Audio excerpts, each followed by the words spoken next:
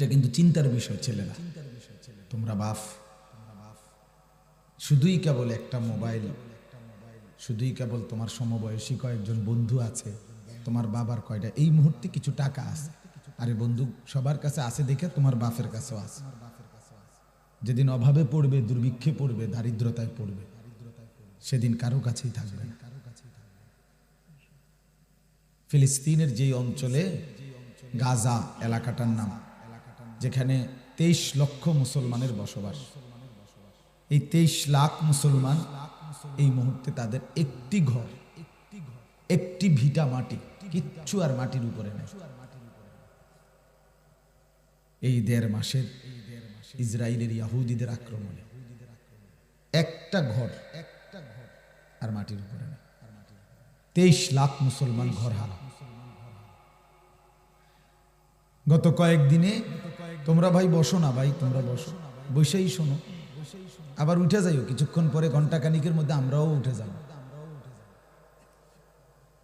আলাদা আলাদা শোনো দোস্ত, আমার অনুরোধ, আমার অনুরোধ ভাইয়া, যার শরীরে কুলায় না তুমি চলে যাও, কিন্তু ভিতরে বৈশাখ খামখেয়ালি করো। আবারও অনুরোধ করছি, আমি খামখেয়ালি মানুষ দেখতে পারি না, আমার জানের সূত্র,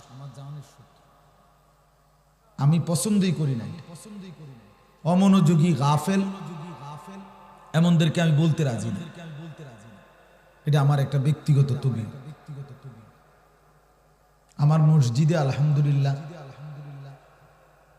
আমি যেখানে জুমা পড়াই, এই ব্রাহ্মণবাড়িয়ায় বাঞ্ছারামপুর, 90 বছরের বুড়া মানুষ মসজিদে জুড়ায় না, ডরে ডরে বয়, কোনো জুরানির সিস্টেম নেই, খামখেয়ালের সিস্টেম।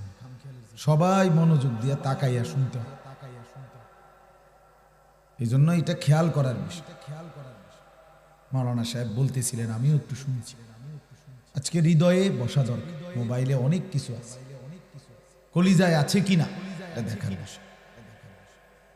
আমরা যদি আমাদের নিজের অবস্থান নিয়ে না ভাবি, আখেরাত আচ্ছা রাখেন না, দুনিয়ায় আমাদের শান্তি, স্বস্তি, নিরাপত্তা কোথায়?